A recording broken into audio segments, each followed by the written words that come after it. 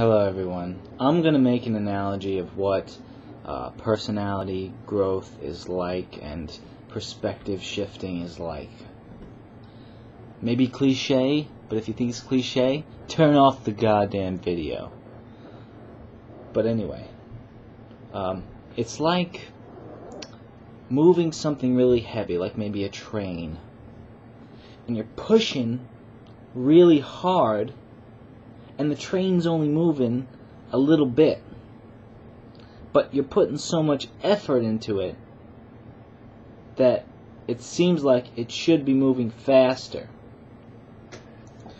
So what you're doing, if I'm going to break down the analogy for you, what you're doing is you're trying this, you're trying that, you're trying to be more outgoing, you're trying to be more awkward, maybe, if that's something you want, because that can be pretty funny.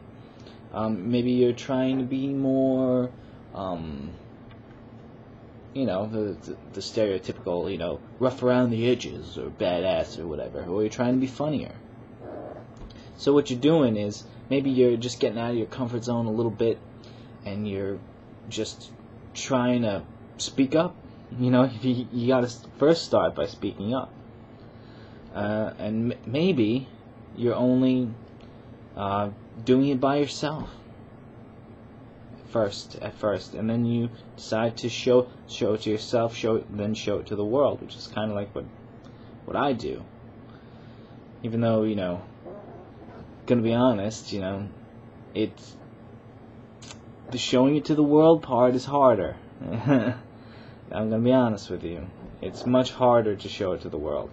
But what I've done is I've shifted my perspective so much that now I'm at a point where I have confidence, I have self-esteem, I have a positive outlook on life, which, believe me, that was not easy to get.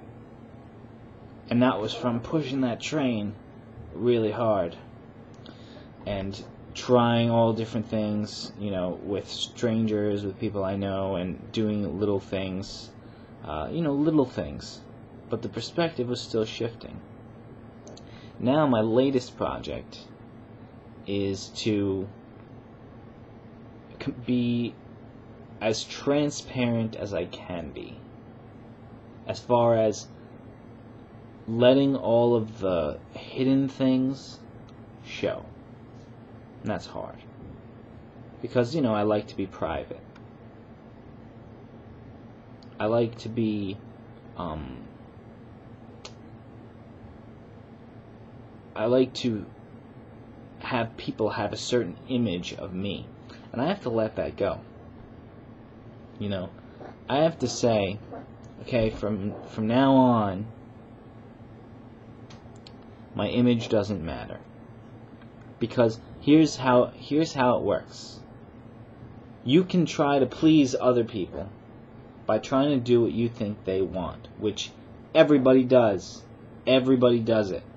If somebody tells you that they've never done that, they're lying to you, because it's instinctual. It's instinctual. You have to go against your own instincts, because conformity is a human characteristic. And the reason is because our ancestors didn't want to be ostracized from the tribe, I think. I'm not an anthropologist or whatever, but it makes sense. So what you got to do is you got to change that dynamic in your mind of, and it can be changed, just like, our natural reaction is to flinch, maybe, if somebody throws a punch, perhaps, or block, or whatever.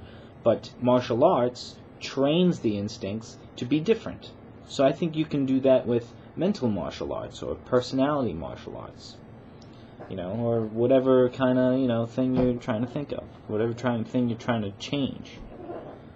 So, okay, so what was I saying? What the fuck was I saying? I was saying transparent. I just wanted to be more transparent. Oh yeah, you have to change the dynamic. You have to change the dynamic from you trying to please other people to you trying to please you and only you trying to please you. That even means by yourself. So like I found myself thinking, well, hey, if I'm not around other people, why even act up at all? Why even bother being silly at all?